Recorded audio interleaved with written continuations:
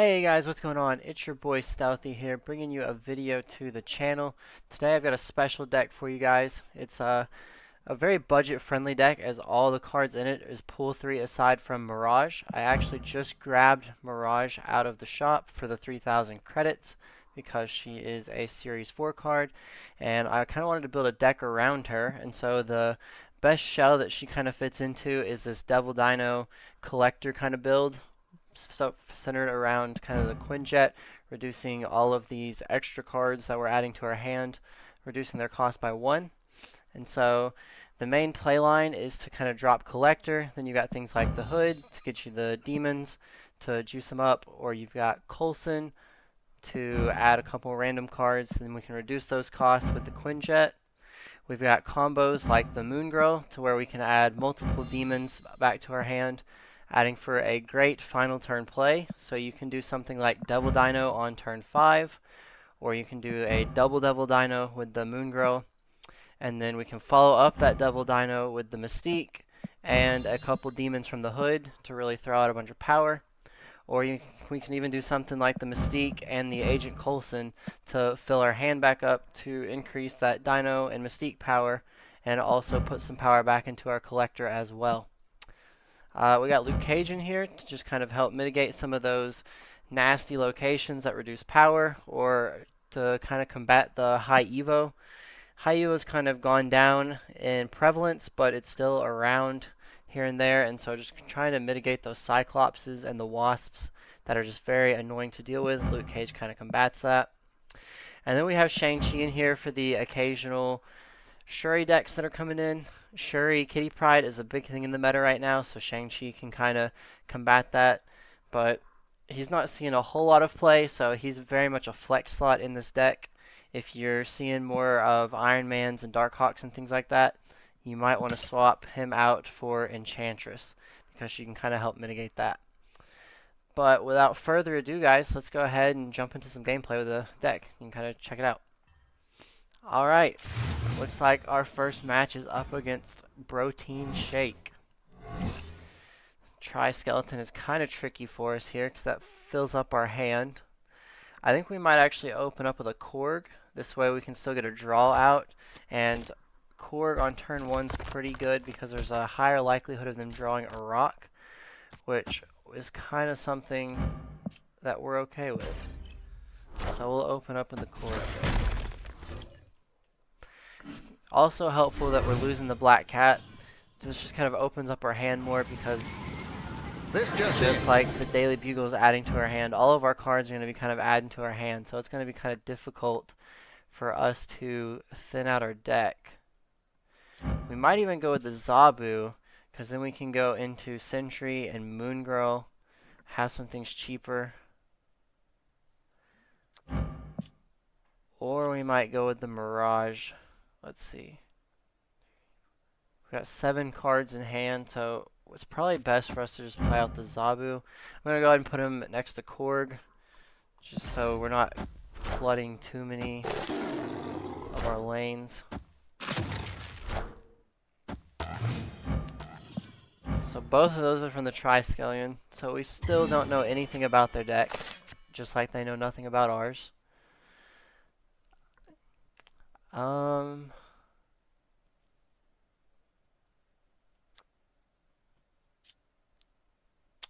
See, we don't have anything to deal with the Sentry, so we'd be throwing our right lane if we chose to play him. But that's not necessarily a bad thing. Thor is going to give us a draw potentially later on that we don't necessarily need or want. So I think I'm going to go Sentry mid here. Which, with them going Sunspot to the right, I think we're going to be okay with throwing that right lane. There's that Dino that we were hoping to get. So at this point, I think we just work on refilling our hand. So I think we go Mirage and Cable. We'll go Dino in the left lane, and then that leaves us with a turn 6 where we can do Shang and Moon Girl if we need to secure a lane. The Zabu is actually really helping us out for our final turn.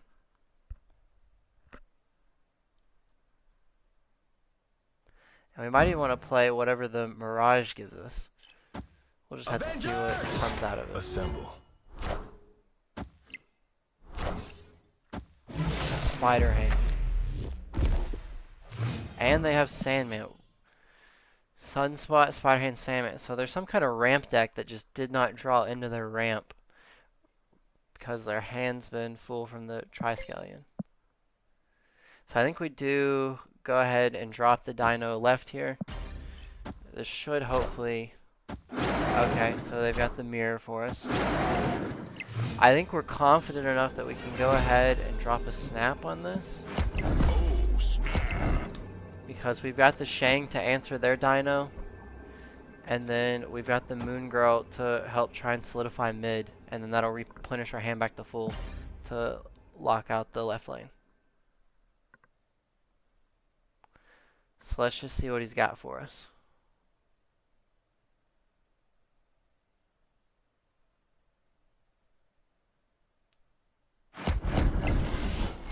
He's loading up mid, so we secured left, but now do we have enough mid to combat what he's got?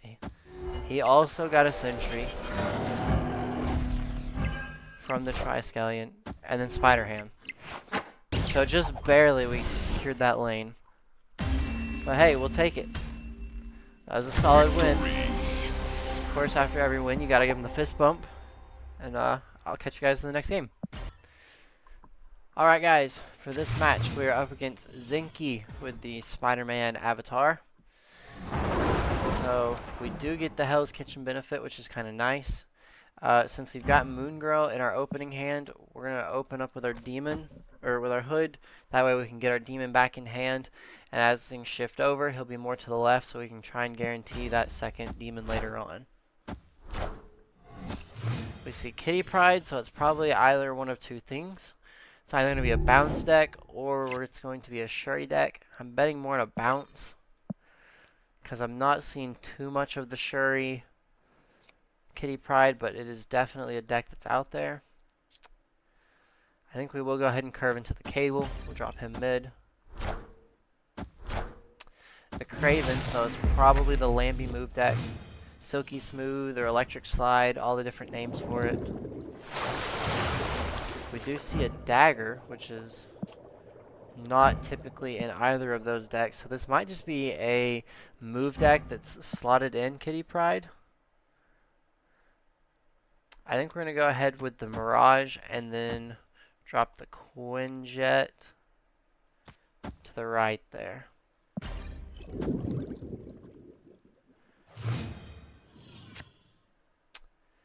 At this point, I think we go ahead and go with the Moon Girl. Let's see. Mirage is adding a card to our hand. 2, 3, 4, 5. That'll go to 6. And then it'll just add us another Coulson. So we're not going to get the extra Demon if we play the Moon Girl. So at this point, the Moon Girl isn't a great play for us. I think we just go ahead and drop the Collector. So we'll go Collector to the right. And I think we go ahead and drop Dagger to the left just to play her out for the stats.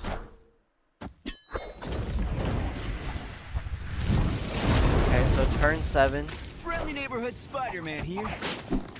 He's moving our Hood over.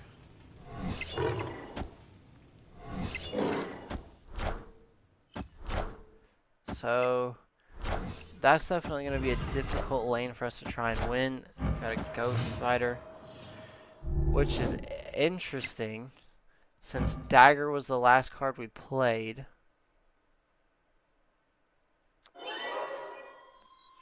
We can grab her and pull her over. Is that worth it to us? I don't know. We're getting kind of cluttered on space.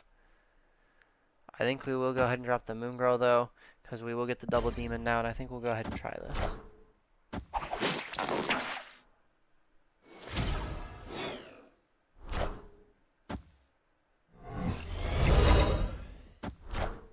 So we did lock up our right lane, but we still got Collector. So it's not that big of a detriment to us. That Silk is not going anywhere on our end. It'll have to come from their side if they want to move her. I think we go ahead and go... I think we go with the Dino left, and then we'll go ahead and play out the Demon. This way we still leave the lane open if this Craven happens to get big enough to where we can Shang-Chi it, or if something else comes into the lane big enough. So I think we still want to leave that open. Then next turn we can end off with a Dino Coulson or something.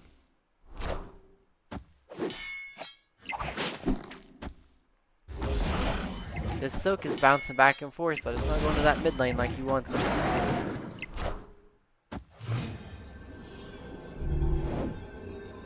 So at this point, we definitely just go Dino, and we follow it up with a Coulson here, because this adds 2 cards back to our hand, buffing our collector by 2, and then making sure both of our Dinos are topped off. I'm not going to snap just because I'm not confident in this, but I still think we'll have this win. So our opponent just plays 2 cards.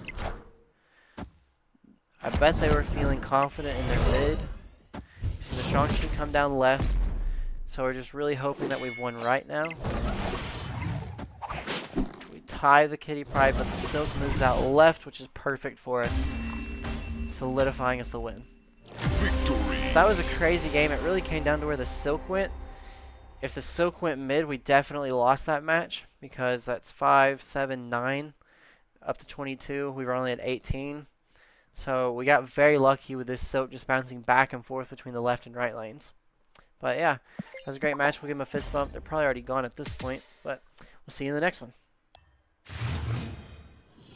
Alright, here we are in our next one. We're up against Trucky Gone. He's got the Sunspot avatar. Pretty cool. Don't know. If we give him a Quinjet, it's probably not going to have a whole lot of benefit for him. It's not going to hurt him to have it either, though. I think we'll just drop the Quinjet mid.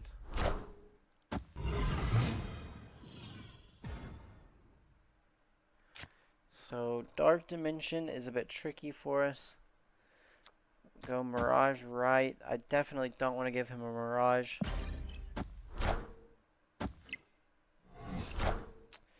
See a Juggernaut.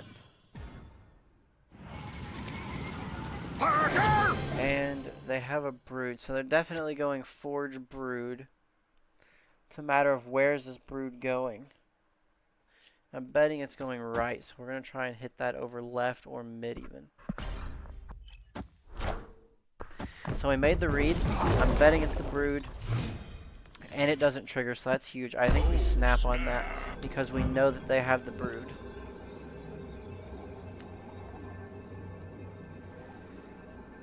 Then for this, we're going to end up ending with a Dino right, followed by a Mystique mid. We'll go ahead and play the Mystique mid, and then our very last turn has to be a Dino play. Okay, so they have a Dakin instead, which is okay. So I think we give them the Hood. We have Prio in this situation. So we're going to go ahead and drop the Moon Girl as well. And so then our final turn, we'll just go Demon, Dino, right.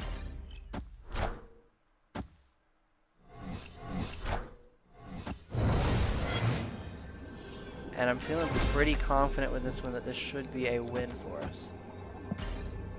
Because we know that's just a Brood. So they just have 6 power sitting there right now. Our Mystique's going to copy the Dino when she comes out of the Dark Dimension. And then Moon Girl's going to fill up our hand full, giving us a solid mid and right. We did throw left lane, so they have a free win on the left lane. And they can just destroy the Shard for Dakin, doubling him. But I still feel like our Dino plus Demon's going to be a lot of power and hard for them to beat.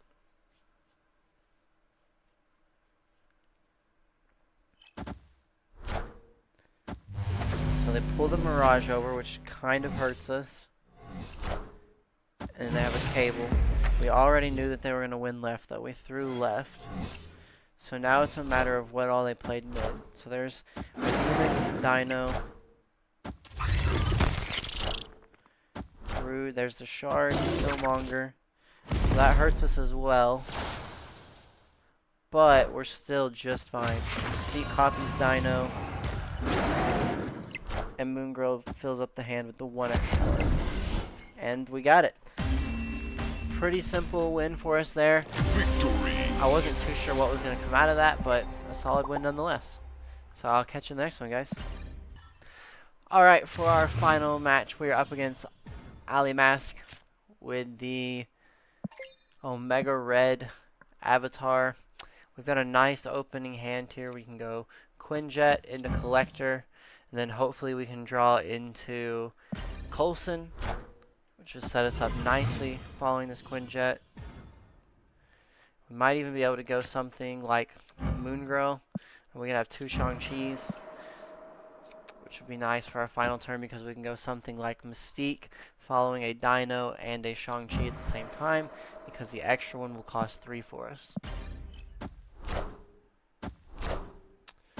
So we see Sinister. This is most definitely probably going to be the Sinister Brood Absman deck.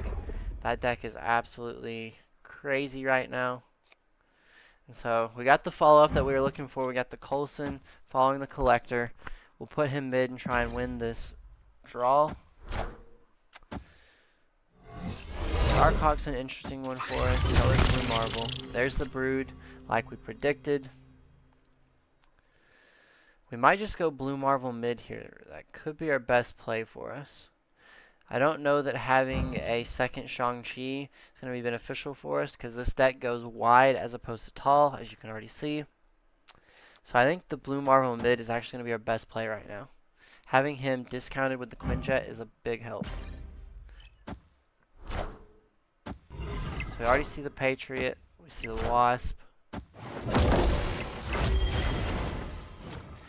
And it's matchups like this where it's more beneficial for us to have that Enchantress that I talked about at the beginning of the video, slotting her in place of the Shang-Chi.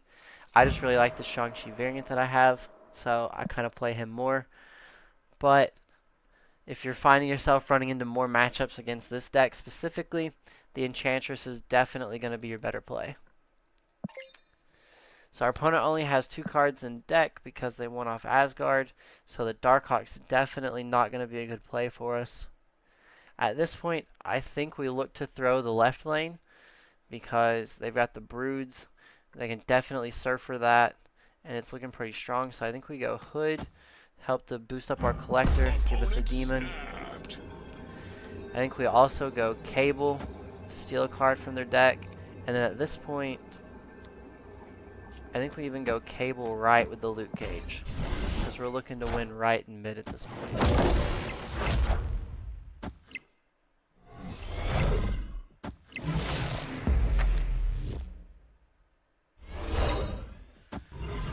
So we steal an Absman. It's not going to be that beneficial for us. If we see a Surfer come down, they're adding 2 mid. Puts them at 20, so we need 6. Which Demon wins that.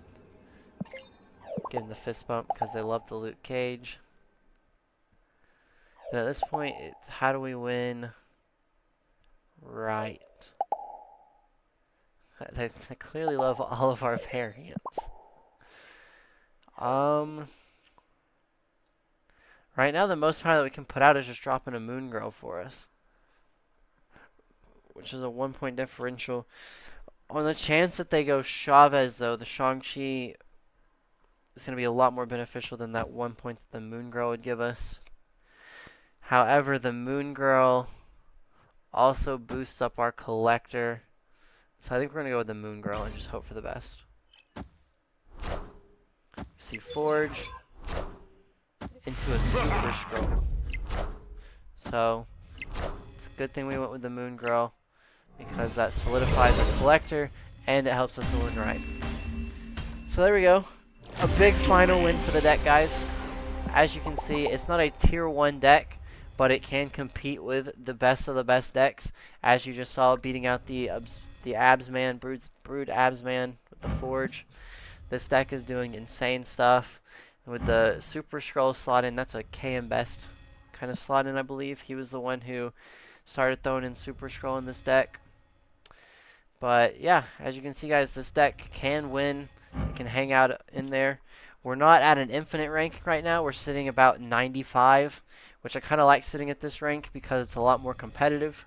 We see a lot more of these mainstream net deck kind of builds, and so it gives us a chance to kind of showcase some other decks up against some of the better decks in the meta. Obviously, if you're looking to climb and push into that infinite rank, your odds are going to be a lot better with this Patriot Abs Brood deck than you are with this deck. But I have a lot of fun playing things like Collector Dino, and we just got new card Mirage. Obviously, she's not new. She's been out for a little bit, but new to us. And so, yeah, that's kind of how we came about playing this deck. But yeah, I hope you guys enjoyed the video, and I'll catch you next time. See you guys.